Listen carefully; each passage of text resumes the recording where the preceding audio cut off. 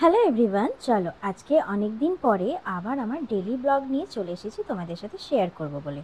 তো প্রথমেই আমি গেটিং রেডি ভিডিও দিয়ে স্টার্ট করছি।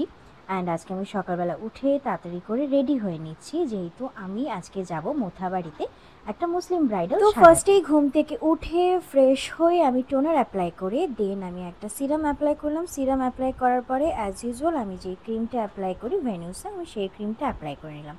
অ্যান্ড প্রত্যেকটা প্রোডাক্ট অ্যাপ্লাই করার পরেই দেখো আমি ভালো করে ম্যাসাজ করে নিচ্ছি। অ্যান্ড দেন এখন আমি অ্যাপ্লাই করছি সানস্ক্রিন। কম বেশি যারা আমার সাথে থাকে তারা জানে যে আমাকে রেডি হতে একটু টাইম লাগে, কারণ আমি একটু ল্যাথখোরো আছি। অ্যান্ড তার সাথে এই যে মুখে ম্যাসাজ করে করে ক্রিমগুলো যে আমি অ্যাপ্লাই করছি জাস্ট আমার স্কিনটাকে ভালো রাখার জন্য, তো এই জন্য এগুলোর জন্য একটু টাইম টেকিং হয় বিষয়টা। অ্যান্ড তারপরে দেখো আমি একটা আইশ্যাডো পেন্সিল ইউজ করছি, যেটা আমার জাস্ট আইলিডটাকে একটু লাইটেন আপ করবে। অ্যান্ড তারপর আমি মাস্কারা অ্যাপ্লাই করে নিলাম। এই যে আমার সিম্পল একটা মেকআপ লুক, যেটা আমি ডেলি রুটিনেই করি, রোজ বাইরে যাওয়ার আগেই এই রুটিনটাই আমার চলে। ইনফ্যাক্ট বাইরে যাওয়ার আগেই নয়, হ্যাঁ বাইরে যাওয়ার আগে আমি এই যে মেকআপ প্রোডাক্টগুলো ইউজ করছি এটাই, আর বাদ বাকি সিটিএম প্রসেস আমি দুবেলাতে অবশ্যই করি। ঠিক তেমনই আমি আমার ব্রাইডদেরকেও সাজেস্ট করি যে তোমরা স্কিন কেয়ার করো, কারণ স্কিন যদি ভালো থাকে মেকআপ 100 বার আরও বেশি ভালো লাগবে। এই যে দেখো তো কোন ইয়াররিংটা ভালো লাগছে, আমাকে তো গোল্ডেন ইয়াররিংটা খুব ভালো লাগলো, এই জন্য আমি গোল্ডেন ইয়াররিংটাই পরে নিলাম। তারপর এই যে চুল আঁচড়ে নিচ্ছি। আমি না জানি না দিনের পর দিন না চুলের ফ্রিজিনেসটা না আরও বেড়েই যাচ্ছে। অ্যান্ড এই যে যতই চুল আঁচড়াই না কেন তা মনে হবে কি যেন আমি চুল আঁচড়াইনি। যাই হোক, তারপরে আমি একটা সানস্ক্রিন স্প্রে অ্যাপ্লাই করে দেন আমি পারফিউম অ্যাপ্লাই করে নিলাম। সানস্ক্রিন স্প্রেটা না বেশ আমার ভালোই লাগে, মুখটা আর একটু বেশি গ্লো করে অ্যান্ড দেন সান প্রোটেকশনও দেয় অ্যান্ড মেকআপটাকেও আরও লং লাস্টিং। বেরানোর আগে ক্লায়েন্টকে ফোন করে জিজ্ঞেস করেছিলাম ভেন্যুতে এসি আছে তো। ও বাবা, যেই ক্লায়েন্ট বলল যে এসি নাই, আমার তো মাথা অর্ধেক গেল ঘুরে। তাহলে চলো দেখে নিই যে উইদাউট এসি ছাড়া আজকে কোন ট্রিক ইউজ করে আমি মেকআপ করলাম যাতে আমার মেকআপটা লং লাস্টিং হয়। তো যাই হোক, আমরা আমাদের লোকেশনের জন্য বেরিয়ে গেছি অ্যান্ড আমার সাথে সেদিন জয়িতা ছিল। ওয়েট, ভিডিওটা কিন্তু লাস্ট অব্দি দেখো, কারণ এরপরে যা সিচুয়েশন আসবে আমি সেটা ভাবতেও পারি। তো যাই হোক, আমরা আমাদের লোকেশনে পৌঁছে গেছি অ্যান্ড এই লোকেশনে পৌঁছে দেখো এত গরম, আমাদের উপরের ফ্লোর, ছাদের ফ্লোর, তার মধ্যে এসি নেই। এই যে গরমে এসি ছাড়া মেকআপ, বাইরের ভেন্যুতে দুদিকে দুটো কুলার ছিল।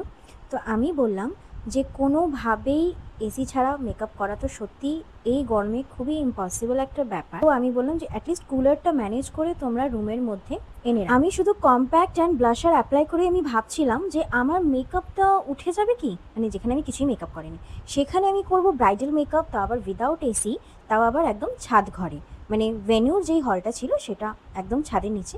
যাই হোক, কাজ করতে করতে আমরা একটু কফি খেয়ে নিলাম।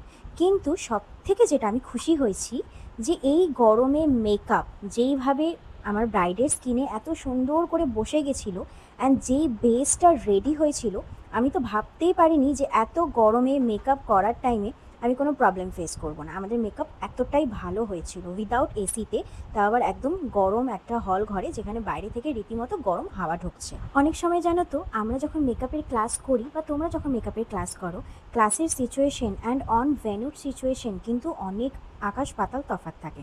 তো অন ভেন্যুতে কিন্তু অনেক সময় না, বেশিরভাগ সময় কিন্তু উপস্থিত বুদ্ধিও কিন্তু কাজে লাগাতে হয়, কারণ আমরা যেটা শিখি শেখার সাথে সাথে আমাদের কিন্তু কমন সেন্স বা ইনস্ট্যান্ট অনেক আইডিয়াও কিন্তু অ্যাপ্লাই করতে হয়। কি ভাবছো, ব্রাইডের স্কিন ভালো বলে মেকআপ বসেছিল? মেকআপ করার আমার আজকের ট্রিকটা একদমই আলাদা ছিল। তাহলে চলো শুনে নিই আজকের ট্রিকটা আমি কি ইউজ করেছি। প্রথমে ফেস ক্লিন করে আমি টোনার অ্যাপ্লাই করলাম অ্যান্ড দেন আমি ময়শ্চারাইজারটাকে স্কিপ করে দিলাম। আমি ইউজ করলাম jail base primer. Jail base primer বলতে আমাদের কিন্তু অনেক রকম প্রাইমার হয়, তো আমি সেই প্রাইমারটাও ইউজ করলাম যেটার মধ্যে একটু ময়েশ্চার ফিলটাও থাকবে অ্যান্ড আমার প্রাইমারের কাজটাও করবে। অ্যান্ড তার সাথে আমি প্রথমে ব্লেন্ড করে নিলাম ব্রাশ দিয়ে অ্যান্ড দেন আমি বিউটি ব্লেন্ডার ইউজ করলাম উইদাউট ভিজিয়ে। তাহলে কি হবে বলো তো, আমার মিনিমাম থেকে মিনিমাম প্রোডাক্ট লাগবে। যদি মেকআপ লং লাস্টিং করতে চাও তাহলে মেকআপকে খুব বেশি গ্লসি রাখা যাবে না, ম্যাটিফাই করতে হবে, তাহলেই গিয়ে মেকআপ কিন্তু আমাদের লং লাস্টিং হবে। তার মধ্যে যেন আরেকটা কাণ্ড হয়েছে, লাইটই জ্বালাতে পারিনি, আমাদের লাইট নিয়ে যাওয়াটাই পুরোটাই বৃথা হয়েছে। অ্যান্ড এই যে ভিডিওগুলো দেখছো, এই ভিডিওটা পুরোটাই ক্যাপচার করা ডে লাইট। ট্রিকটা মাথায় রাখবে কিন্তু, আর আমার ব্রাইডাল মাস্টার ক্লাস জয়েন করতে ভুলবে না, তাহলে শিখতে পারবে আরও নতুন নতুন ট্রিক্স।